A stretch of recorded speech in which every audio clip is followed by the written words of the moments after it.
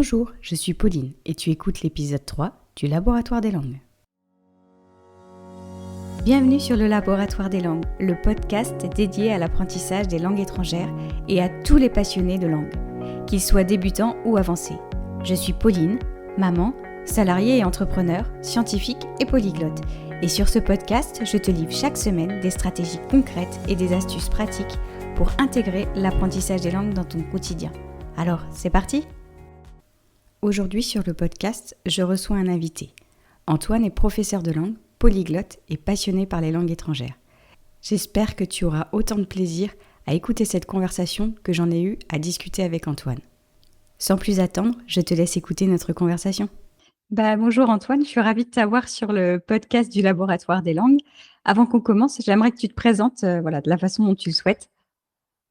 Parfait, merci Pauline pour l'invitation et j'ai hâte de discuter avec toi. Alors, bien sûr, moi, mon nom c'est Antoine, j'habite à Montréal, au Québec, et je suis un grand passionné des langues et des cultures. J'enseigne le français langue seconde comme métier principal, mais j'enseigne aussi l'espagnol et l'anglais à temps perdu, on peut dire. Euh, sinon, je suis aussi un passionné des langues dans le sens que j'apprends les langues moi-même. Et c'est quelque chose qui fait partie de mon quotidien, quelque chose qui est vraiment dans ma vie de tous les jours. Est-ce que tu peux nous dire combien de langues tu parles si en ce moment tu en apprends? Bien sûr. Alors, je parle 6 langues et j'apprends ma septième et ma huitième langue en ce moment, mais septième et huitième langue. Donc, je parle le français et l'anglais comme langue maternelle. J'ai grandi avec ces 2 langues. Et ensuite, j'ai appris l'espagnol, le danois, le portugais, l'italien et maintenant, je suis en train d'apprendre l'amharique et le catalan. Le catalan, c'est un peu moins sérieux que l'amharique. C'est un peu moins difficile aussi, mais c'est ça. Ça, c'est mon répertoire de langue. Ok, et comment est-ce que tu as choisi ces langues-là? Enfin, le français et l'anglais, parce que c'était tes langues maternelles, donc pas vraiment un choix.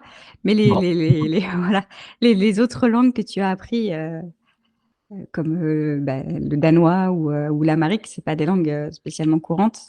Donc, non. Puis je pense que c'est drôle parce que justement, j'ai l'intention d'en parler sur Instagram et peut-être sur Patreon aussi, de parler de cette question parce que c'est une question que je reçois énormément.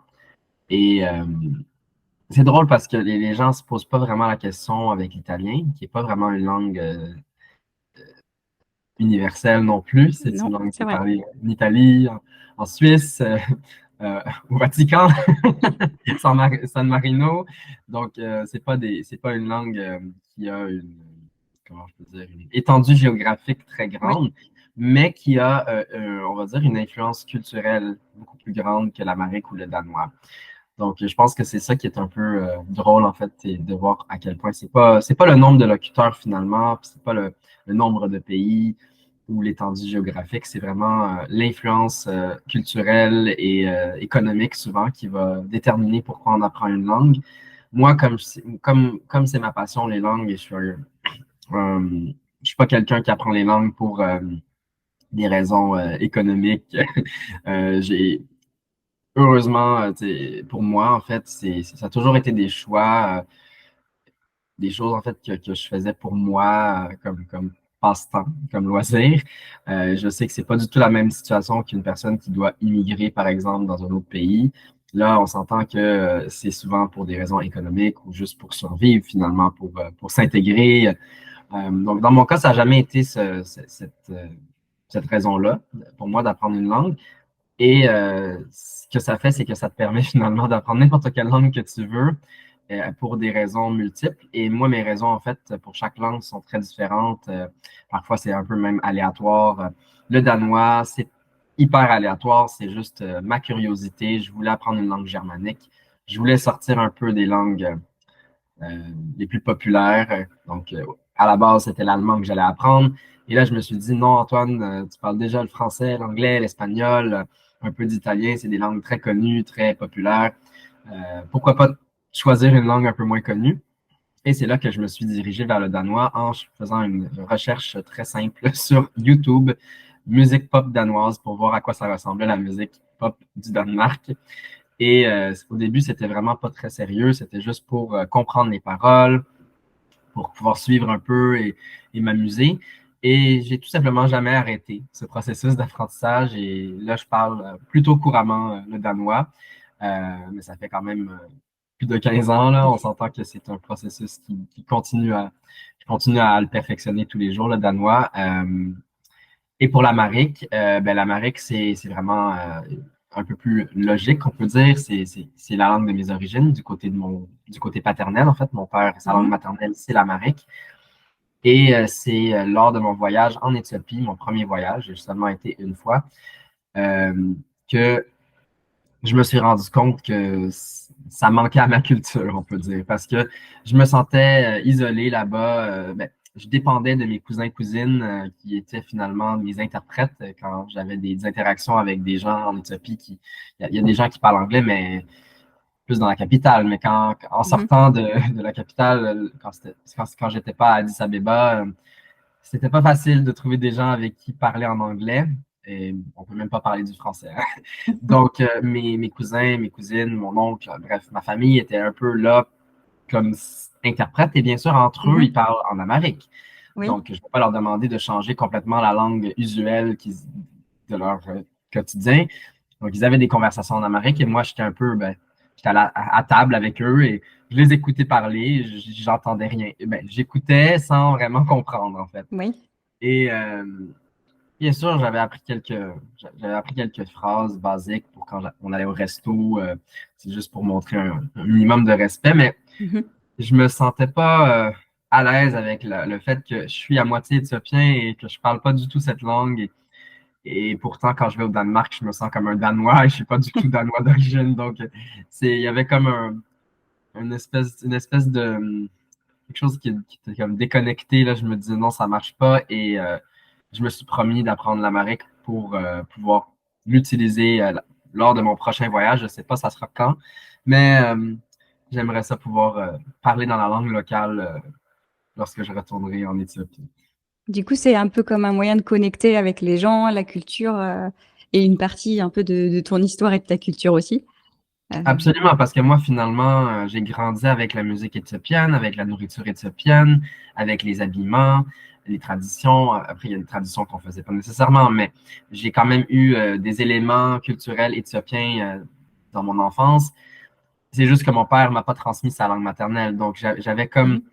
j'étais exposé à la culture, mais il y avait comme une barrière parce que sans parler la langue, quand il y avait les amis de mon père qui venaient à la maison et que mon père parlait amérique avec tous ses amis et moi, ma sœur, on pouvait pas parler avec ses amis. Ben, on pouvait parler en anglais, mais Oui, eux, quand ils parlaient en amérique, on n'allait pas les interrompre, leur demander non, pouvez-vous parler anglais pour qu'on puisse comprendre. On comprenait que ok, c'est la langue, c'est oui, c'est leur langue en fait. oui, Et c'est juste dommage que mon père n'a pas voulu me l'enseigner, mais bon, ça c'est pas juste mon père. Il y a plein de parents qui malheureusement, pour oui. X, Y, Z de raison, ils décident de pas enseigner leur langue maternelle. Et ben là, je sais que c'est à moi de le faire maintenant, c'est ma responsabilité, j'ai pas d'autre option. Mais oui, effectivement, c'est pour connecter avec cette culture-là qui a été un peu, que j'ai côtoyé finalement depuis que je suis petit, mais qui manquait un petit quelque chose. Et finalement, juste le fait d'avoir entendu tellement de musique en Amérique, par exemple, mais de jamais vraiment comprendre les paroles. Je dansais sans savoir c'est quoi. Peut-être que c'était un message super comique et j'avais aucune idée pourquoi je dansais. Mais là maintenant, c'est ça. J'essaie aussi d'utiliser ces choses-là nostalgiques. J'utilise beaucoup la musique éthiopienne pour apprendre l'amérique. Mhm. Puis grâce à la technologie maintenant, sur Spotify, on peut trouver les paroles intégrales des chansons. Donc, ça fait pratiquer la lecture, ça fait pratiquer le vocabulaire, la compréhension. Donc, il y a ça. Et bien sûr, j'ai trouvé des ressources pour m'aider également. Là. C'est pas juste Spotify. Et du coup, c'est pas trop compliqué de trouver des ressources dans, dans, dans certaines langues, en fait, comme l'amharique, justement, qui sont pas des langues qui sont couramment parlées. Enfin, qui sont couramment parlées, si, Alors, mais je je veux te dire, dis, ouais, non, non, je te dirais, il y a quand même appris. beaucoup de millions, il y a des millions de personnes quand même. Je pense que Voilà. c'est 60, combien? 90 millions, je pense, de personnes qui Oui. parlent l'amharique quand même. C'est plus que Oui. l'italien, beaucoup plus que l'italien. Oui. Mais, euh, mais non, des langues qui sont pas étudiées, je dirais que ça, c'est la grosse différence, en fait, c'est que, mettons, l'amharique, il y a beaucoup plus de locuteurs que l'italien, je pense le double presque. Oui. Euh, mais il y a vraiment pas beaucoup de personnes qui étudient l'amharique en tant que langue seconde. Mhm. Donc, c'est pour cette raison aussi que c'est très difficile de parler à des Éthiopiens, d'essayer de pratiquer avec des Éthiopiens parce qu'ils n'ont pas l'habitude de changer un peu leur façon de parler ou ralentir un peu pour les gens qui apprennent parce que c'est très rare pour eux de Oui. rencontrer des gens qui apprennent leur langue. Donc, c'est soit tu parles la langue couramment comme un natif, soit tu la parles pas. Dans leur tête, ils n'ont pas été exposés à des apprenants comme moi qui essaient petit à petit d'intégrer cette langue à mon quotidien. Mais ce qui est difficile avec les ressources, c'est pas nécessairement que ça n'existe pas des ressources pour l'Amérique, il y en a plein, mais c'est pas nécessairement des bonnes ressources. C'est pas nécessairement des ressources fiables. Il y a certains dictionnaires ou certains livres de conjugaison, par exemple, que Mhm. la personne qui l'a publié, elle parle peut-être même pas l'anglais, donc elle fait un livre finalement pour les anglophones qui apprennent l'amharique, mais avec plein d'erreurs parce que sont pas nécessaires, cette personne-là n'était pas nécessairement complètement bilingue avec l'anglais, Mhm. et donc il y a des choses qui marchent pas. Et des fois, c'est dans l'autre sens aussi. Des fois, c'est des gens qui ont étudié l'amharique, mais qui ne sont pas éthiopiens, mais c'est des linguistes, je sais pas, aux États-Unis, et ils ont appris l'amharique. Et, leur niveau est peut-être pas suffisant pour rédiger un livre, pour vraiment publier un livre sur le sujet, mais c'est ça c'est ces gens-là, en fait, qui sont dans les milieux universitaires aux États-Unis qui s'intéressent aux langues sémitiques, peut-être. Mhm. Bref, alors, il y a quand même un décalage avec c'est quoi vraiment la qualité des ouvrages. Donc, ça, c'est quelque chose qu'il a fallu que j'observe beaucoup, puis il a fallu que je pose des questions à mes partenaires linguistiques éthiopiens. Mhm. Est-ce que ce livre est fiable? Je prenais des photos et dites-moi, est-ce qu'il y a des erreurs? Et des fois, ah oui, il y a plein d'erreurs, ce livre-là, vraiment, il faut faire attention. Ou des fois, non, lui, c'est bon, il y a pas trop d'erreurs. C'est ça. Bah, c'est l'inconvénient quand on est débutant, on n'est pas encore en mesure de voir soi-même ses erreurs ou de les Oh non, non, c'est ça. Et on s'identifier. risque de parler tout croche si on suit ces ressources aveuglement. Et est-ce que ça, tu l'as remarqué dans d'autres livres aussi Pour d'autres langues, tu veux dire? Oui, c'est ça. Je ne l'ai pas du tout remarqué pour l'espagnol. Ça ne veut pas dire que ça n'existe pas des erreurs dans des Oui. livres, mais je ne l'ai pas vraiment remarqué dans des livres que moi j'ai consultés pour l'espagnol, ni pour le portugais, euh, ni pour l'anglais, le français, qui sont des langues que j'enseigne. Mhm. Euh, J'essaie de me dire si j'aurais peut-être vu quelque chose avec le danois. Avec le danois, je dirais que peut-être que parfois il y avait des ressources que ça avait l'air d'être un peu comment je peux dire, un peu archaïque. Peut-être c'est une ressource des Mhm. années 70, donc il n'y a pas vraiment tout le vocabulaire, peut-être de l'argot un peu plus récent ou même de la technologie. Mais ça, c'est pas vraiment une erreur, c'est juste que le livre était pas vraiment. C'est un livre un peu trop vieux. Oui. Mais ça, je pense que c'est important aussi hein, de, de réfléchir à cette question-là. Est-ce que le livre, le dictionnaire qu'on a, l'ouvrage qu'on a, est-ce que c'est un ouvrage qui est adapté à l'époque dans laquelle Oui. ça, au moment où est-ce qu'on est en train d'étudier la langue. Ben, je sais que j'avais eu le problème quand je cherchais à m'améliorer en anglais. J'ai discuté avec une prof et je lui parlais de vieilles séries des années 80-90 que je regardais. Et elle me disait justement, mais il y a plein d'expressions dans ces séries-là qui sont plus utilisées aujourd'hui. Et du coup, c'est dommage parce que bah, moi, je les apprenais quelque part, mais en fait, c'est plus du tout à la mode, c'est plus comme ça que les gens parlent.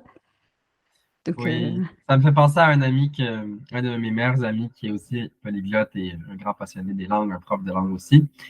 Et c'était vraiment très drôle quand il m'a dit ça. Il m'a dit, moi, j'ai beaucoup d'amis filles coréennes. Il apprenait le coréen. Il dit, la majorité de mes amis de mes amis coréens, c'est des amis filles, c'est des amis coréennes. mhm, Donc, sans le vouloir, en fait, il imitait la façon que les filles parlaient. Qu'en Corée, il y a quand même une grosse différence entre la façon que les hommes et les femmes s'expriment. mhm. Plus, mais ça existe dans toutes les langues, mais en Corée, c'est encore plus flagrant la différence.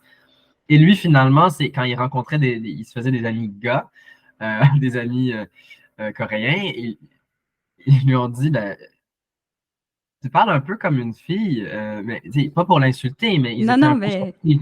mhm, C'était pas pour l'insulter, ils disaient pas pour être méchant, mais ils disaient, ah, ça, ces expressions-là, normalement, c'est des filles qui utilisent ça. Et mon ami, c'est pas parce qu'il est trans, hein, c'est vraiment pas ça. Alors, tu sais, si tu étais trans, tu comprendrais plus, mais non, c'est vraiment juste qu'il a été habitué à entendre et à utiliser des expressions que ses amies filles coréennes utilisent. Et donc, c'est un peu la même chose d'utiliser finalement une langue qui est propre à un genre ou propre ou associée à un genre ou mhm. associée à une époque. Oui, Ça ne veut pas dire que cette langue-là est plus du tout valide, mais c'est vrai que ça peut être un peu surprenant pour les gens qui t'entendent parler. oui. Pour les Ouais. natifs, Oui, absolument. Ben, c'est comme, je pense que, je sais pas si tu as déjà entendu ça, souvent, mais moi, j'entends énormément l'expression comme ci, comme ça de la oui, part des apprenants de français. Et moi, je leur dis, ben, écoute, c'est parce qu'on ne dit pas vraiment ça. En fait, ça fait un peu. Je sais pas à quelle époque ça s'utilisait, mais en tout cas, moi, dans ma vie, j'ai jamais utilisé ça pour dire que j'allais moyen. Je oui, dirais bof ou, moi, c'est moyen ou je sais pas, autre chose. oui, Et donc, ça aussi, des fois, je devais expliquer à mes élèves, c'est pas que ça n'existe pas, c'est une vraie phrase, c'est une oui. vraie expression, mais c'est pas vraiment populaire. C'est c'est ça. Ou c'est pas d'actualité. Et du coup, tu fais comment avec tes élèves pour leur enseigner justement parce que toi, tu es prof de français québécois, pour leur enseigner justement les expressions un peu plus locales ou qui sont un Oui, peu ben en plus. fait, je pense que la partie, la chose la plus importante à retenir, c'est que pour les débutants, en fait, il n'y a pas de grosse différence entre enseigner le français québécois ou enseigner le français de France. Parce que le vocabulaire de base est sensiblement le même. Donc, si on parle des arbres, on peut dire la voiture, l'autobus, c'est du vocabulaire qui est presque toujours identique, Mhm, avec quelques exceptions ici et là. Euh, la grosse différence, en fait, ça va être la prononciation. Donc, peut-être que ces élèves-là ont déjà eu un contact avec le français avant de commencer les cours avec moi, et peut-être qu'eux, ils ont entendu le mot pain, le pain qu'on mange, et eux, ils ont entendu le pain. Et oui. là, maintenant, c'est la première fois qu'ils entendent quelqu'un dire le pain. Et donc, ça, c'est une adaptation peut-être au début, la prononciation, bien sûr. Je leur explique très rapidement que c'est pas nécessaire pour eux de le dire exactement comme moi, mais que c'est sûr que il faut être capable de reconnaître que le pain et le pain, c'est la même chose. Oui, Euh, et de comprendre les Québécois finalement avec la prononciation locale. Après, c'est sûr que veux pas, mes élèves, si je suis leur prof principal et qu'ils n'ont pas vraiment d'autres, ils n'ont pas vraiment de contact avec des francophones de d'autres pays, ils finissent souvent par adopter un peu un accent similaire au mien, mhm, plus que similaire à une personne de France, parce que je suis leur référence. Mais c'est pas du tout nécessaire, c'est juste quelque chose d'intuitif, je pense, de naturel, qui est un processus naturel. Et parfois, si la personne a déjà étudié le français pendant plusieurs années avec des profs européens et un accent un peu plus français ou suisse ou peu importe, c'est c'est pas grave si la personne continue à parler avec cet accent, pourvu que la personne est capable de s'adapter aux expressions et à la prononciation pour pouvoir comprendre. Mhm. Donc, moi, la majorité de mes élèves, c'est des immigrants qui souhaitent s'établir au Québec. Et donc, la compréhension du français québécois, c'est la priorité numéro un. C'est ça. Euh, ouais. Et pour les niveaux avancés, c'est sûr que là, on va parler plus d'expressions québécoises, de contractions, même de grammaire du français parlé, du français informel du Québec, ou la syntaxe qui peut changer également. Euh, Parce que c'est ça, en fait, quand on écoute une série ou un film, euh, on va pas entendre la grammaire standard du français ou la syntaxe standard des livres de français, des manuels de français, que ce soit en France ou au Québec. Les séries, souvent, c'est une langue, un registre très familier. Mhm. Et en fait, c'est quelque chose qu'il faut enseigner. Moi, je pense que c'est dommage de voir que pendant tellement longtemps, et je pense que ça continue encore à être le cas dans certaines écoles, par exemple, on n'enseigne pas le on enseigne juste le nous, hein, comme Oui. si le on n'existait pas. Pourtant, on n'utilise pas beaucoup le pronom nous à l'oral. Ou la même chose avec d'enseigner seulement à vous voyez tout le monde et que après les gens qui apprennent le français ne savent pas qu'ils peuvent tutoyer ou ne savent même pas que ça existe, le tu, le pronom tu. Oui. Donc, des choses comme ça, je trouve que c'est important si la personne apprend sérieusement la langue, elle doit apprendre euh, à utiliser la langue informelle autant que la langue formelle, parce que c'est pas toujours approprié de parler avec un registre formel. Si tu vas dans un bar ou dans un café avec des amis et que tu vous vois tes amis francophones vont trouver Oui. ça un peu étrange. Il faut savoir s'adapter et comprendre les différents registres en fonction du contexte. Absolument.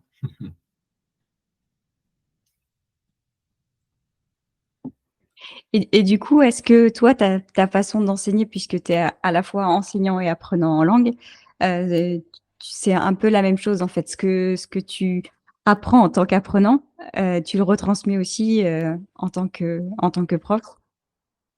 Je dirais que la chose que je retransmets le plus, c'est les ressources que j'utilise. Alors, toutes les applications mobiles que je connais, les sites web, les ressources en papier aussi.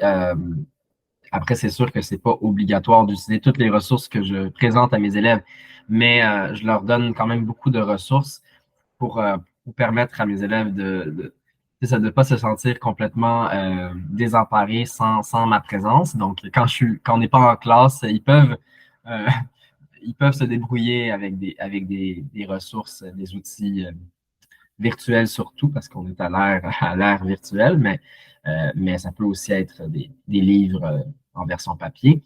Et sinon, pour la méthodologie, ça, c'est vraiment quelque chose qui change beaucoup selon la langue maternelle de mon élève, les objectifs de mon élève, le niveau que mon élève a aussi, et les faiblesses, les forces et les faiblesses. Donc, par exemple, dans l'individuel, ça c'est vraiment pour les cours individuels.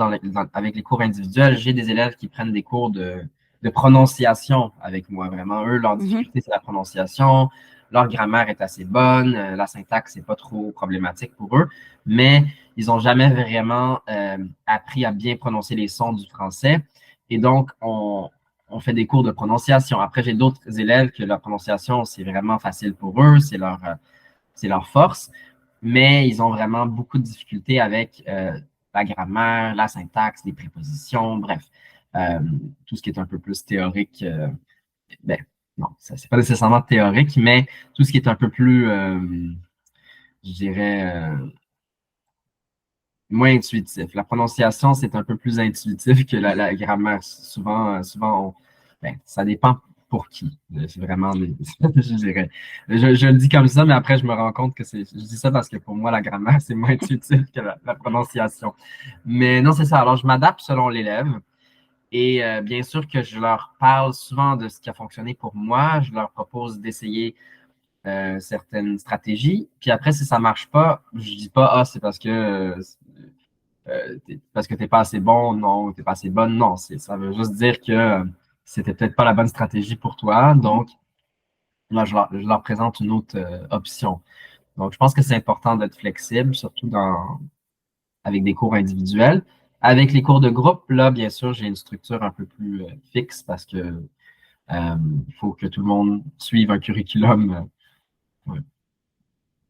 Et est-ce que tu trouves que les cours en groupe, le fait d'être en collectif, ça stimule un peu plus les gens pour l'apprentissage? Ça les motive de voir les progrès des autres? Ou alors, il y en a certains justement que ça décourage en disant: «Ben moi, je progresse moins vite que les autres», enfin je C'est me une pose très la bonne question. question. Très bonne question, Pauline. Je pense que ça dépend de la personnalité de la personne aussi, parce que je pense qu'une personne extravertie va peut-être vraiment préférer les cours de groupe parce que là, c'est très dynamique et là, il y a de on a l'opportunité de rencontrer d'autres personnes qui apprennent le français. Et souvent, il y a vraiment une belle dynamique qui se forme euh, et les élèves entre eux deviennent vraiment amis. Mais c'est sûr qu'une personne un peu plus introvertie ou peut-être plus timide ou euh, un peu moins confiante, peut-être va préférer avoir des cours en individuel parce que cette personne-là, peut-être elle va sentir que, ah non, j'ai peur du jugement des autres élèves. J'ai peur que ça va être comme une compétition avec les autres élèves ou je veux pas que les autres élèves soient meilleurs que moi et là, je me sens moins bon ou moins bonne. Donc, j'ai déjà vu les deux préférences, en fait, à plusieurs reprises. Et il y a des gens aussi qui peuvent s'adapter aux deux dynamiques, en fait. Mmh. J'ai des élèves qui ont déjà fait les deux, qui ont alterné entre cours de groupe, cours individuels. Et moi, ce que je dis à mes élèves, parce que je pense que c'est un mythe qu'il faut démystifier, il n'y a pas un type de cours qui est meilleur que l'autre. C'est une différente dynamique. Donc, il y a différentes choses comment je peux expliquer? Il y a des désavantages et des avantages dans les deux types de cours. Et faut faire en fait, finalement, il faut faire la liste des pour et contre et voir qu'est-ce qui est mieux pour nous. Hein? Donc, je pense que les deux options sont valides. Des fois, j'ai des élèves qui arrivent, qui font une évaluation avec moi et qui me disent, ah, mais moi, les groupes, non, ça n'a pas fonctionné dans le passé. Je leur dis, mais c'était quoi les groupes que vous aviez? C'est quoi le groupe que tu avais Oui. dans le passé? Est-ce que c'était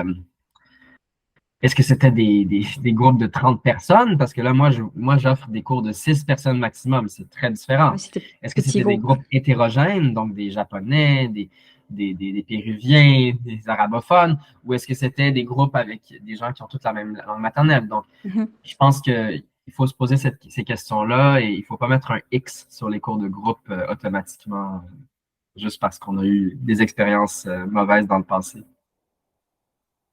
Je suis assez d'accord et en revenant, sur, les mythes aussi, est-ce que toi est-ce que tu as beaucoup vu de mythes? Est-ce qu'il y en a, sur l'apprentissage des langues en fait que tu avais peut-être toi ou que d'autres gens avaient et voilà, qui sont tombés justement à apprendre des langues, enfin grâce à l'apprentissage des langues?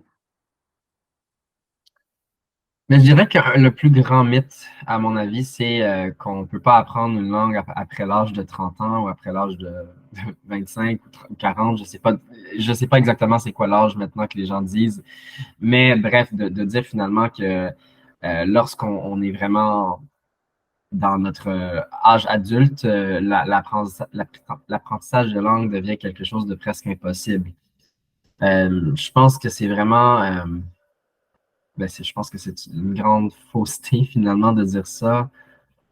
Oui, on apprend à une vitesse beaucoup plus rapide à l'âge de 2 ou 3 ans parce qu'on a juste ça à faire en fait. Mmh. On on n'a pas toutes les responsabilités de la vie adulte, on n'a pas d'emploi, on n'a pas de famille.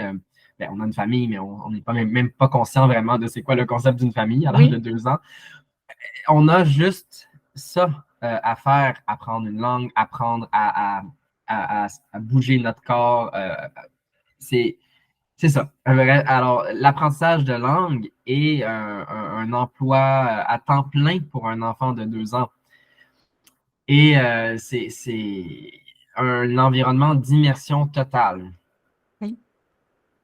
À l'âge adulte, c'est à nous de se forcer de trouver un environnement d'immersion. Et il y a plein de façons de faire ça. Moi, je l'ai fait avec la majorité de mes langues virtuellement, sans même me déplacer, sans aller dans des pays. Les pays où des langues que j'ai apprises, je les ai visitées plusieurs années après avoir appris la langue. Donc, c'est jamais nécessaire d'être physiquement. Oui, bien sûr, ça peut être encore plus motivant d'être dans le pays, Oui. mais faut comprendre que la technologie nous donne énormément d'outils pour s'immerger dans un monde linguistique qui n'est pas le nôtre. Et oui, ça va pas être aussi rapide que quand on a 2 ans, mais ça veut pas dire que c'est impossible et ça veut pas dire que c'est super difficile non plus.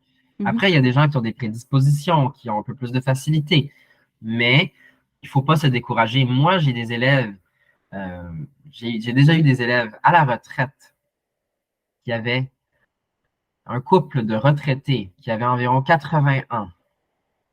Et c'était parmi mes élèves, ils étaient parmi mes élèves qui apprenaient le plus rapidement. Oui. 80 ans. Oui. Et j'avais un élève qui avait 40 et qui me disait, ah, je suis trop vieux pour apprendre des langues, je vais jamais être capable de bien parler le français, oh, c'est vraiment pas motivant. Et bref, je n'essaie pas de me moquer de cette personne-là. Je comprends que c'est Oui. des sentiments réels que cette personne-là sentait.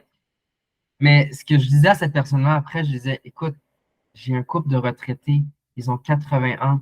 Il y en a un qui fait de la démence et il prend des cours avec moi pour ne pas perdre encore plus la boule, tu sais, pour ne pas Oui. perdre plus la mémoire. Et, euh, et l'autre, ben, sa femme, en fait, elle n'avait pas des problèmes de démence, mais elle était ultra motivée. Bien sûr, aussi, elle était à la Mhm. retraite. Donc on revient un peu Plus de temps. à la personne de 2 ans qui a plein de temps. Ben, une personne à la Oui. retraite a plus de temps aussi. Oui. Mais ce que ça me prouvait, en fait, c'est que plus que l'âge, ce qui est super important, c'est la motivation. Et si la personne est motivée et à 40 ans, elle peut apprendre beaucoup plus rapidement qu'une personne qui a 25 ans, mais qui dit, ah, je m'ennuie, j'aime pas ça, ah, c'est tellement long apprendre une langue, Oui. je veux parler couramment d'ici 3 semaines. Ça aussi, en parlant de mythe, vraiment le mythe de parler couramment dans l'espace de 3 semaines, oh mon Dieu, c'est vraiment Oui. nocif. Je suis d'accord. C'est vraiment Et, nocif comme et mythe. dangereux. Oui, c'est dangereux parce que ça joue sur la santé mentale de cette Oui. personne-là qui apprend aussi. Parce que cette personne-là, après, elle se dit, c'est moi qui suis l'échec. Oui. C'est moi qui suis le problème. Parce qu'il y a toutes ces personnes-là sur Internet qui apprennent une langue en l'espace de quelques semaines et moi, comment ça, je suis pas capable de faire ça? C'est, c'est pas la réalité, en fait. Et je pense que malheureusement, ces gens-là, en fait, ils sont malhonnêtes, en fait. Parce que je pense qu'ils savent très bien, ils parlent pas couramment la langue. Ils se débrouillent. Oui. Mais bien sûr, se débrouiller dans l'espace de 3 semaines, moi aussi, je peux me débrouiller. Mais se débrouiller, c'est pas vraiment, c'est pas un accomplissement incroyable. On s'entend que ça veut dire mémoriser des phrases basiques, apprendre peut-être la prononciation de Oui. base, Se apprendre à conjuguer présenter. les verbes les plus utilisés. Mhm. Mais c'est vrai que je trouve ça dangereux parce que ça peut donner l'illusion que voilà, si on met plus de temps à apprendre une langue, c'est qu'on a un problème, c'est qu'on n'est pas capable, c'est qu'on peut ne pas y arriver. Alors qu'on Mhm, voit, quand on regarde et qu'on s'intéresse un peu aux polyglottes, même les meilleurs polyglottes qui parlent couramment, vraiment, vraiment couramment, plusieurs langues et qui n'en sont pas à leur première langue, mettent toujours plus d'un an, des fois, à apprendre une langue, même similaire à une autre langue qu'ils connaissent déjà. Donc, je me dis, mhm. ça remet les choses un peu à leur place. Oui, puis absolument. Puis moi, je me dis, ben, pourquoi il y a cette nécessité finalement d'apprendre à grande vitesse? Pourquoi ça doit être une course? Je pense que c'est comme si cette personne-là, finalement, qui aimerait apprendre dans l'espace de 3 semaines, elle apprécie pas vraiment le fait d'apprendre une langue. Donc, c'est ça, l'activité, c'est l'apprentissage, c'est le Mmh. processus d'apprentissage. Mais si tu n'apprécies pas cette activité-là et que tu veux juste arriver à la fin, tu veux juste arriver au but, c'est un peu la même idée que les gens, quand on parle de j'aimerais ça prendre une pilule et je prends la pilule et après, je parle la langue couramment. Bien sûr que, OK, non, ça serait génial si on pouvait faire ça, mais en Oui. même temps, peut-être que ça enlèverait un peu aussi, moi, comment je peux dire, le divertissement que ça m'apporte Mmh. d'apprendre une langue et le défi finalement intellectuel. Et c'est ça, après, on n'est pas du tout, si on pouvait apprendre une langue en claquant des doigts, euh, ce que ça voudrait dire, c'est qu'on aurait une compétence sans avoir vraiment à développer le côté intellectuel. Oui, Et à quoi bon avoir une compétence si on n'a pas développé notre cerveau? Je sais pas, je vois pas le point et je pense que c'est ça le problème, c'est que les gens ils veulent tout dans l'immédiat et je pense que maintenant, surtout avec les réseaux oui, sociaux, on est dans une société qui est ça au rythme accéléré, hein. oui. Et je pense que c'est pour ça aussi que ça fonctionne, ce type de vidéo que, ah, j'ai appris l'islandais en l'espace Ouais. d'une semaine. Et sans effort. C'est- L'important, l'important, c'est Mais de faire ça facilement en 15 minutes bon, par jour, sans effort. c'est ça. Je pense que c'est ça. Ça, c'est un mythe aussi. Et l'autre mythe, je dirais que c'est le mythe c'est pas un mythe nécessairement discuté autant, mais moi, je l'ai remarqué récemment. Le mythe, finalement, que les polyglottes, pour nous, c'est super facile d'apprendre une langue. Ah oui. Et c'est pour ça que moi, j'aime beaucoup dire, faire la distinction entre plus facile, ok, oui, peut-être que c'est plus facile pour moi que mon ami X, Y, Z, mais ça veut pas dire que c'est facile, ça veut pas dire que je fais pas énormément, que je travaille pas énormément là-dessus. Donc, c'est pour ça aussi qu'une personne, je me rappelle que j'ai déjà eu des questions, des gens, des amis unilingues qui me posaient la question, cette année, c'est quoi ta prochaine langue? Et ça faisait quelques années de ça. Mhm. Et je leur dis, ben, en ce moment, en fait, j'apprends pas d'autres langues. Je continue à apprendre, je continue à améliorer mon portugais ou mon espagnol, bref, je me rappelle plus, je pense que c'était ces deux langues-là. Mais ça fait déjà 5 ans que tu améliores ces langues-là. Tu n'as pas terminé d'apprendre ces langues-là. Je veux dire, tu es un polyglotte. Tu vas pas commencer ta sixième langue. Ça faisait quand même plusieurs années que j'étais sur mes cinq Mhm. langues et que j'avais pas encore planifié d'en ajouter une sixième parce que je voulais vraiment me sentir vraiment que c'était solide. Là. J'avais une très bonne base, pas juste une base, une très bonne maîtrise de ces langues-là. Mhm. Et mais ces amis-là qui m'ont posé la question, mais là, c'est quand que tu vas ajouter ta sixième langue? Et eux, dans leur tête, c'est, vu que je suis un polyglotte, c'est comme ça, c'est facile. Donc, Oui. cette année, j'apprends une langue, l'année prochaine, j'apprends une autre langue, dans 3 ans, ça va être une autre langue. Si c'était comme ça, là, je parlerais déjà avec quel âge que j'ai maintenant, bientôt 30 ans. Je parlerais déjà au moins 15 langues si c'était le cas. Oui. Mais non, c'est parce que c'est pas ça la réalité. C'est qu'il faut continuer à maintenir les langues, il faut continuer à pratiquer, à perfectionner. Ça dépend. Si on veut juste se rendre au niveau A2, au pré-intermédiaire, ah oui, je pourrais facilement dire que je parle 15 langues au niveau pré-intermédiaire, Oui. mais c'est pas la même chose que de dire que je parle avec un niveau avancé. Moi, mon but, c'est pas juste de me débrouiller. Moi, mon but, c'est de connecter avec, avec les gens dans leur culture. Et pour connecter réellement, selon moi, c'est pas suffisant d'avoir un niveau pré-intermédiaire ou fin débutant. Du coup, tu qualifierais comment ou comment tu ressens que tu arrives à atteindre le niveau que tu souhaites avoir dans une langue, en fait? Tu te dis, bah là, j'ai un niveau qui pour moi est suffisant et maintenant je vais plutôt bah, soit m'orienter sur une langue, soit maintenir ce niveau-là. Hmm, je pense qu'on en a déjà parlé, Pauline, mais c'est vraiment les circonstances de la vie, hein. Mhm, C'est quoi, en fait, les raisons pour lesquelles tu apprends cette langue? Euh, Moi, par exemple, j'ai commencé à apprendre le russe quand j'habitais à Vancouver. Maintenant, j'habite à Montréal depuis 10 ans. Mais quand j'habitais à Vancouver, j'avais des amis russophones. Donc, comme c'était des amis que je voyais souvent, moi, j'ai souvent ce désir d'apprendre la langue maternelle de mes amis. mhm, Et donc, je m'étais mis au russe. Mais quand j'ai déménagé à Montréal et que on est à 5 heures de vol maintenant, c'est quand même plusieurs heures oui, d'avion pour aller à Vancouver de Montréal. C'est pas que j'ai coupé complètement le contact avec ces amis-là, mais il y a pas il y a pas un contact aussi ah ouais, constant régulier. et je les vois pas en vrai. Donc, ma motivation pour le russe a disparu. Donc, oui, à mon russe, ça reste A1. Là. Il n'a pas dépassé le niveau A1. Je sais lire un peu l'alphabet. Je sais lire l'alphabet cyrillique, même si j'ai aucune idée c'est quoi que je suis en train de dire. Je sais utiliser des salutations basiques.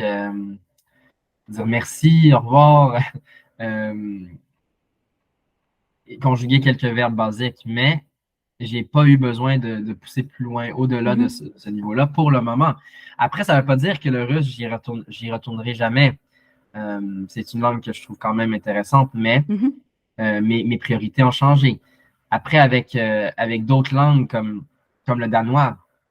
Le danois, ça fait très, très, très longtemps que je suis entre B1 et B2 et que j'ai de la misère à vraiment arriver à être un B2, B2. Mais pour le moment, j'ai accepté que je suis à l'aise avec B1 plus ou presque B2. Parce que j'habite pas au Danemark, j'ai pas vraiment Mhm. besoin de parler en danois tous les jours avec les gens. J'ai un échange par semaine en danois et j'améliore à chaque fois que je parle avec mon ami, avec ma partenaire linguistique.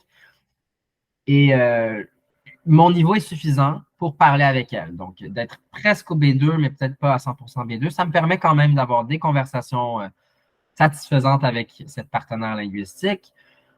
Ça me permet quand même de consommer des médias en danois. Je Mhm. comprends pas tout. Des fois, il y a des choses qu'il faut que je cherche, des mots qu'il faut que je cherche dans le dictionnaire, mais j'ai pas le sentiment que j'ai absolument besoin d'avoir un B2 officiellement, de faire le test danois d'immigration, parce que j'ai pas l'intention d'immigrer au Danemark. Après, avec l'espagnol, j'ai fait de l'espagnol au secondaire, à l'école secondaire, mais ensuite j'ai aussi fait de l'espagnol à l'université. J'ai étudié en études hispaniques, la philologie hispanique. Donc, par ces choix de vie, ces choix de carrière, Mhm. j'ai nécessairement atteint un niveau C1 en espagnol parce que j'écrivais des dissertations en espagnol à l'université. Mes cours étaient presque toutes en espagnol. Euh, donc, je devais comprendre très, très bien l'espagnol et m'exprimer très, très bien en espagnol. Le portugais, ça donne que j'ai énormément d'amis brésiliens et que c'est ça, une grande partie de mon cercle d'amis, c'est des Brésiliens. Donc, par ces circonstances de vie, c'est sûr que mon portugais, au moins le portugais parlé, Mhm. c'est environ C1 également. Après, si je devais écrire une dissertation en portugais, je pense pas que ça serait aussi fluide qu'en espagnol. Mais je pense que c'est correct. Ça aussi, je Mhm. pense que c'est quelque chose que moi, dans le passé, parce que une partie de ta question, c'était un mythe que peut-être que tu croyais avant. J'avais l'impression que si tu m'avais posé cette question-là il y a 5 ans, que dans toutes mes langues, il faut que j'atteigne le niveau C1, sinon je ne suis pas un polyglotte réussi. Oui. Non, je ne pense pas du tout que ce soit le cas maintenant. Je pense que ça dépend, c'est quoi nos priorités, c'est quoi nos circonstances de vie, où est-ce qu'on Mhm. habite, c'est qui les amis avec qui on socialise, euh, c'est quoi notre carrière. Moi, par exemple, mes élèves, la majorité de mes élèves, c'est des immigrants brésiliens qui apprennent le français. Donc, pour moi aussi, de continuer à peaufiner mon portugais, c'est une bonne chose parce que j'arrive à bien comprendre les défis que mes élèves ont en français en tant que Brésilien. Donc, je pense que c'est ça. Oui, puis c'est vrai que le niveau qu'on veut atteindre en langue dépend vraiment de ce qu'on veut faire avec la langue. C'est différent si on veut passer 15 jours en vacances à Ibiza ou si on veut vraiment aller vivre au Mexique. Enfin, je pense il y a pas le même niveau à atteindre, il n'y a pas les mêmes exigences. Donc, Absolument. Absolument. Puis je pense que j'ai déjà entendu des gens dire que les polyglottes qui parlent juste qui parlent plusieurs langues au niveau A2, c'est pas des vrais polyglottes ou c'est pas des vrais. Moi, je n'irais pas jusqu'à dire que c'est pas des vrais polyglottes. Ok. Ils ont peut-être une définition différente de c'est quoi être polyglotte, mais ces gens-là, ils ont la même passion, selon moi, que moi j'ai pour les langues. C'est juste que pour X ou Y, Z raison, ils ne sentent pas nécessairement la nécessité d'aller au-delà du niveau A2 ou B1. Peut-être qu'ils s'arrêtent mhm, toujours à B1. Et je trouve pas que c'est productif de juger ou de critiquer ces gens-là et de dire que ces gens-là, finalement, comment je peux expliquer? Je pense qu'il y a une différence à faire entre une personne qui est très honnête avec son public, que voici mon niveau, vraiment, je suis A2, je suis début intermédiaire, qu'une personne qui se présente comme étant un locuteur presque natif dans la langue, quand en réalité, on voit que il y a des nuances à faire dans tout ça, mais je pense que si tu aimes apprendre les langues, peu importe le niveau que tu comptes atteindre, tu aimes apprendre les langues, c'est une passion que tu partages Oui. avec moi. Donc, pourquoi je devrais critiquer ta façon de faire? Je pense que c'est pas vraiment, c'est pas nécessaire de critiquer. Et justement, quand on a un niveau intermédiaire, toi, comment est-ce que tu arrives à dépasser voilà, ce qu'on appelle le plateau un peu où, des fois on a l'impression de stagner et dans notre apprentissage de Oui, plus progresser. je Je pense que connais très ça, bien ce plateau intermédiaire, voilà, je pense Pauline. que ça arrive à tout le Pauline. monde. Ah non, j'ai vraiment l'impression que c'est vraiment juste qu'il faut s'exposer énormément à la langue, s'immerger énormément. Euh, et je pense que c'est pour ça que le danois, j'ai encore un peu, je suis un peu encore dans le limbo entre le B1 et le B2 parce que j'ai jamais vraiment eu le sentiment de besoin de m'immerger à 100%. Ça veut pas dire que j'ai pas eu des périodes où je consommais beaucoup de choses en danois. Oui, j'en ai eu, mais il faut que ce soit sur une longue période, en fait. Mhm, Et il faut que ce soit très, très, très constant. Il ne faut pas qu'il y ait des pauses.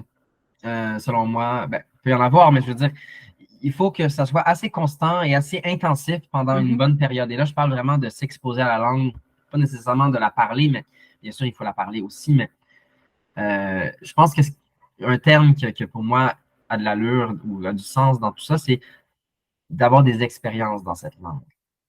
Moi, en portugais, j'ai eu énormément d'expériences, énormément de moments où j'ai passé avec des amis brésiliens, énormément d'échanges linguistiques avec des Brésiliens, beaucoup de séries en portugais que j'ai écoutées, de films. Euh, et, euh, et il y a aussi le fait que ma langue maternelle, c'est une langue romane comme le portugais. Donc, ça m'a aussi aidé à dépasser le plateau intermédiaire plus rapidement oui, avec le portugais. Avec le danois, même si c'est une langue germanique, j'ai vraiment j'ai de la misère un peu avec les espèces de je sais pas comment ça s'appelle. C'est comme les espèces de statistiques sur combien d'heures que tu ah dois oui, étudier une langue euh, pour atteindre un niveau. Je sais pas c'est quoi le niveau, peut-être que c'est B2, je sais pas c'est quoi le niveau qu'ils ont choisi pour ces statistiques-là. Mais je me rappelle d'avoir vu que le danois était une des langues les plus faciles à apprendre pour un locuteur, pour un anglophone. d'accord. Et moi, ça m'avait toujours frappé quand je lisais ça parce que je dis, mais non, mais le danois est vraiment pas si facile. Je le trouvais pas si facile. Mais Mhm, pour tellement de raisons, parce que, premièrement, c'est très différent d'apprendre le danois au Danemark et d'apprendre le danois au Canada où il y a presque aucun danophone. oui, Donc, tu sais, après, tu vas me dire, ah, mais tu dis que tu n'as pas besoin de voyager. Oui, mais ça dépend parce qu'ici, il y a plein d'hispanophones. Il y a plein de oui, Brésiliens qui ont immigré au Canada. Donc, je peux m'immerger avec Internet et avec des gens dans la rue. Je peux aller dans des cafés brésiliens. Est-ce qu'on va trouver un café danois à Montréal? Je pense pas que ça existe. Donc, c'est ça, c'est le fait d'être moins exposé à cette langue, à cette mhm, culture, ça met quand même une grosse barrière. Et aussi le fait que du contenu en danois, par exemple, sur YouTube, il y en a beaucoup moins qu'en espagnol, ou il y en a oui, beaucoup moins qu'en portugais. Et ceux qui existent, peut-être que ça ne m'intéresse pas. Et tu sais, moi, je dis toujours à mes élèves, il ne faut pas se forcer à consommer du contenu qu'on trouve ennuyeux parce qu'on mhm, se dit, ah, ben c'est la seule chose que j'ai trouvée. Ça ne va pas fonctionner parce non, on va pas rester motivé. Et avec le danois, c'est ça qui arrivait souvent, c'est que il y avait tellement peu de contenu, par exemple, sur YouTube, que je finissais par regarder des YouTubeurs ou des YouTubeuses qui n'étaient pas particulièrement intéressants en me disant, mais au moins c'est en danois. oui, Mais ça marche pas parce non. après un certain temps, je dis non, Antoine, il faut que tu arrêtes de te forcer de regarder ça, ça t'intéresse pas. Mais tout ça pour dire, en bref, pour dire que le danois, pour moi, ça a vraiment été difficile, surtout pour la compréhension, vraiment même si j'arrivais à m'exprimer en danois, souvent je dis, mon Dieu, comment ça? Je comprends très bien les séries en espagnol, les séries en portugais, et le danois, ça fait aussi longtemps que je l'étudie, puis ça fait quand même plusieurs séries que je regarde, Mhm, ça fait plusieurs. Et j'ai encore des difficultés. Ça dépend des sujets aussi. Si c'est un sujet un peu plus spécialisé, comme la politique, j'ai essayé de regarder la série, en français on dirait Borgen. Oui. Euh, c'est hyper difficile à comprendre parce que si tu n'es pas dans ce milieu-là de la politique danoise, tu ne connais pas le système politique danois, Mhm. la terminologie utilisée dans ce système-là, c'est pas que tu n'as pas un bon niveau, c'est que c'est pas du vocabulaire que tu as Oui. appris. Donc, je me rappelle que je me sentais un peu découragé parce que je me dis, pourtant, j'ai regardé plein d'autres séries en danois et je comprenais 80%. Et là, je regarde Borgen et je comprends 60%. Il y a quand même un 20% de différence. Qu'est-ce qui se passe? Oui. Mais c'est ça, le danois, en fait, pour moi, ça n'a pas du tout été. Si je devais dire dans toutes mes langues, et bien sûr que j'ai pas juste l'anglais comme langue maternelle, j'ai le français comme langue maternelle. Mais selon moi, apprendre l'espagnol et en étant francophone, c'est beaucoup plus facile que d'apprendre le danois en tant qu'anglophone. Parce que qu'est-ce qui se passe avec l'anglais? C'est que l'anglais, c'est une langue germanique qui a été hyper latinisée et Oui. Oui. gallicisée, on va dire, hein. Il y a l'influence du français, l'influence du latin et l'influence de plein d'autres langues, en fait. L'anglais, c'est pas du tout une langue typiquement germanique. Donc, quand tu te rends compte de ça, quand tu vois qu'il y a plein de mots en anglais qui viennent pas de la racine germanique, tu te dis, ben là, j'ai pas ce vocabulaire-là en anglais, donc là, vraiment, en danois, il faut que je comprenne des mots qui viennent d'une autre racine que j'ai jamais vue. Donc, c'est ça. Bref, ça, c'est un peu mon histoire avec le danois pour te dire que j'aime pas trop ces statistiques-là aussi du nombre d'heures parce que ça prend pas en considération le mode de vie qu'on a, Oui. où est-ce qu'on habite, est-ce qu'on a la motivation, est-ce qu'on a beaucoup de ressources à notre disposition. Ça prend juste en considération la difficulté, soi-disant, pour ce locuteur natif, comme s'il n'y avait aucun autre facteur à considérer. Donc, j'ai jamais aimé ces statistiques. Mais c'est vrai que pour revenir au fait d'apprendre une langue sans être dans le pays, il y en a beaucoup qui disent, voilà, c'est possible et oui, c'est possible.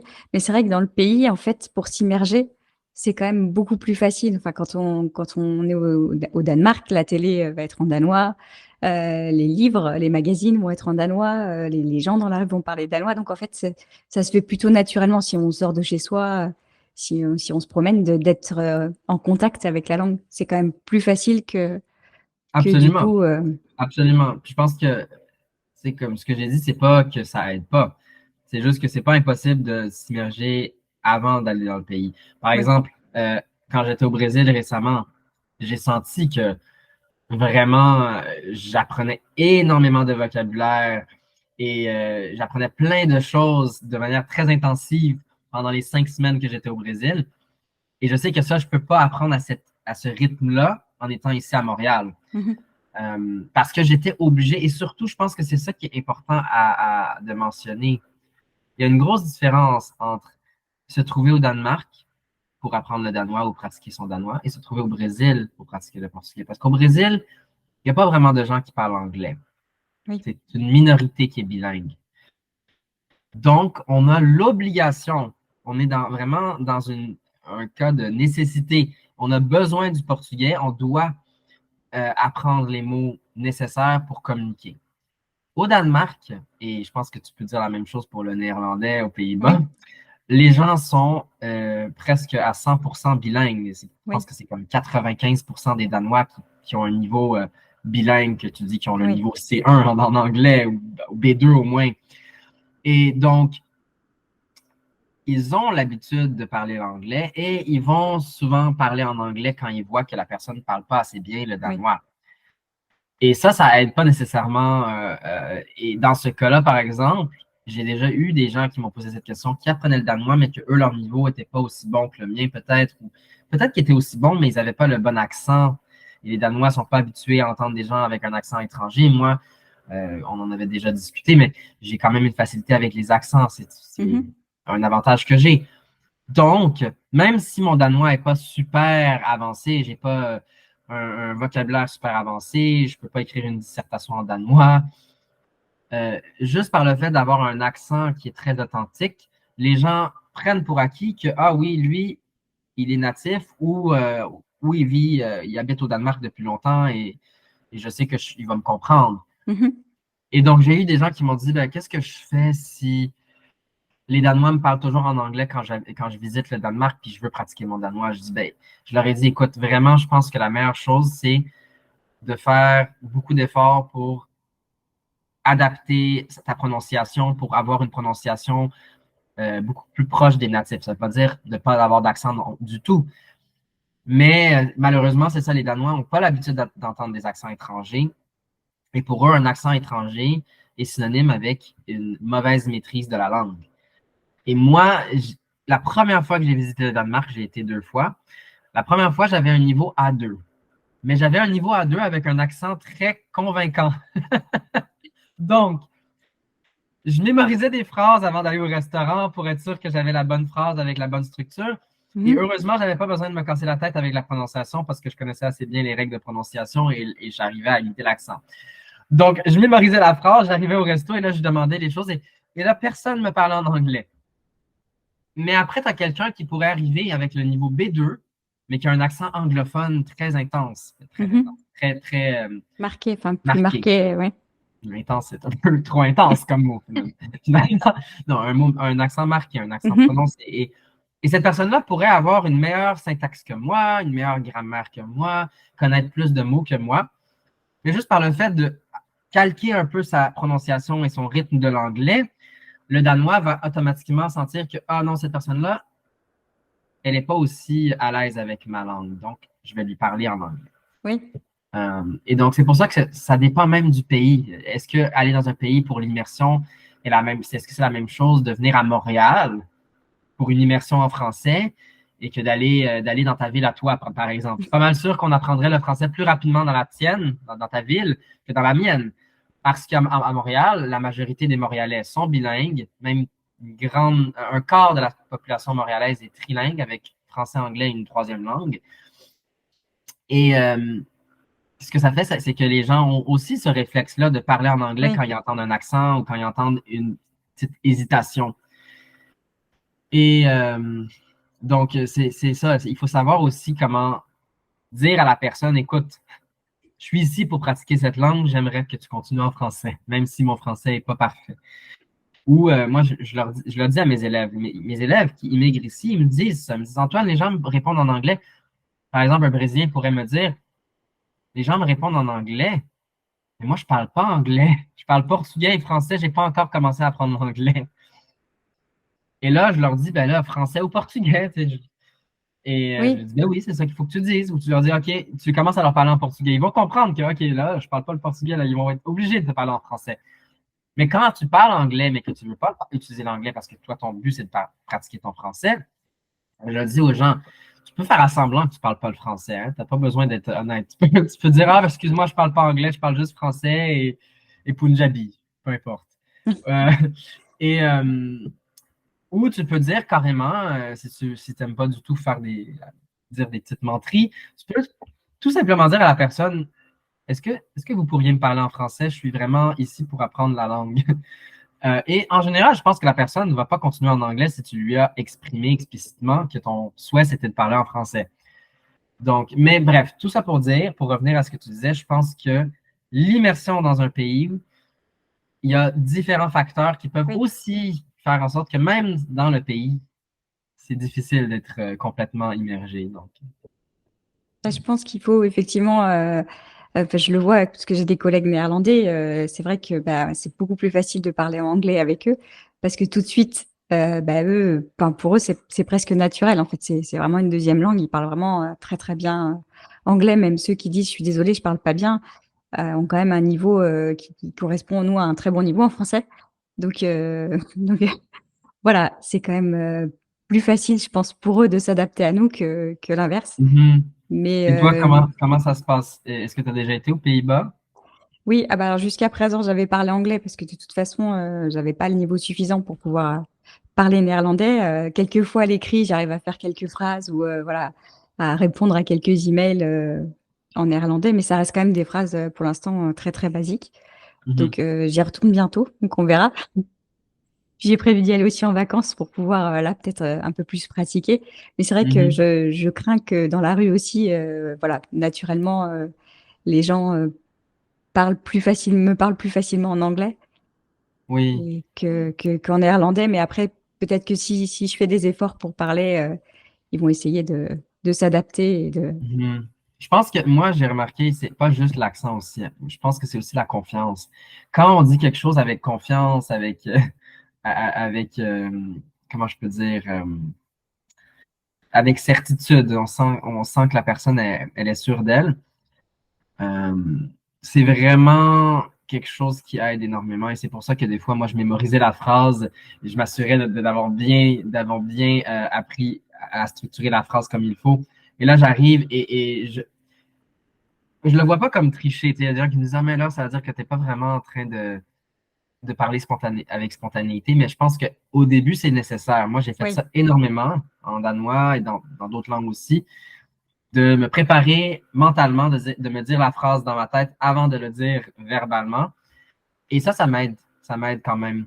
Et parce que si tu le dis sans hésitation, parce que c'est ça, si tu le dis avec spontanéité et que ton niveau n'est pas nécessairement super avancé, il risque d'avoir un moment d'hésitation ou où tu te mélanges avec un mot. Mais si tu te prépares avant et tu arrives et tu la connais ta phrase, il y a plus de chances que la personne réponde peut-être en néerlandais, je pense. oui, Et bien sûr, après, si tu comprends pas ce qu'ils ont dit en néerlandais, là, peut-être que tu peux leur dire, j'ai pas compris, pourriez-vous le dire plus lentement? Ou là, si ça marche pas, vraiment juste l'anglais. Mais non, c'est ça, c'est tout un processus, apprendre une langue, hein. oui. Puis je pense il faut oser se lancer parce qu'il n'y a que comme ça, en fait, en pratiquant, qu'on Mhm. arrivera à progresser. Ouais, absolument. Est-ce que Et tu avais d'autres questions, Pauline?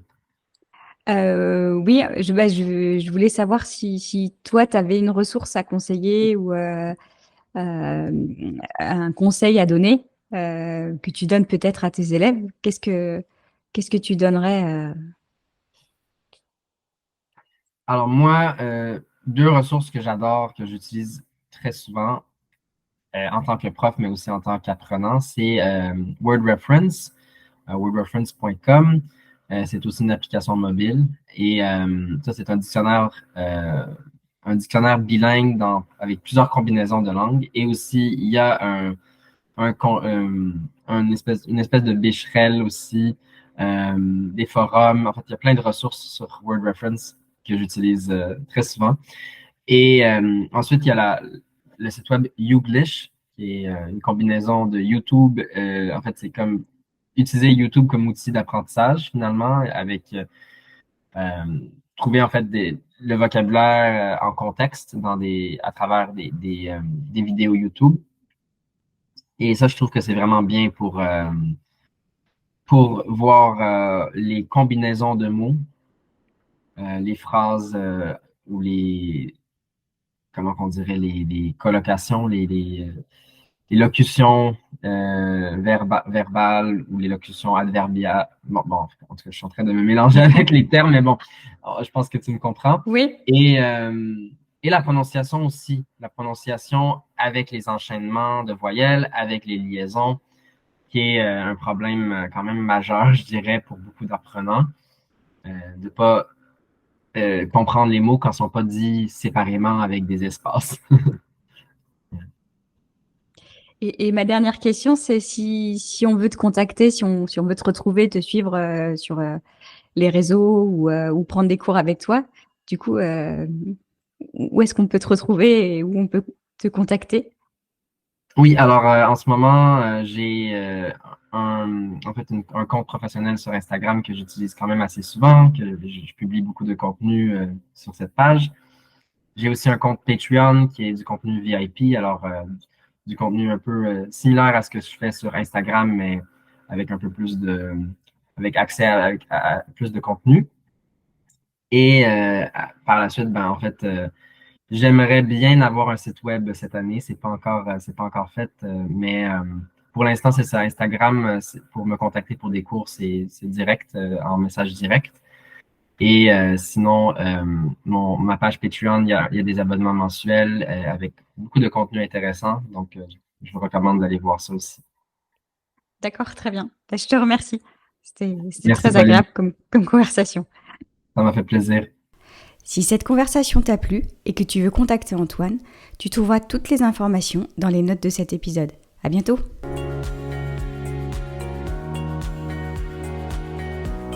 Merci d'avoir écouté cet épisode jusqu'au bout. Si ça t'a plu, laisse un commentaire ou mets 5 étoiles sur la plateforme de ton choix. Ça aidera à faire découvrir le podcast. À bientôt!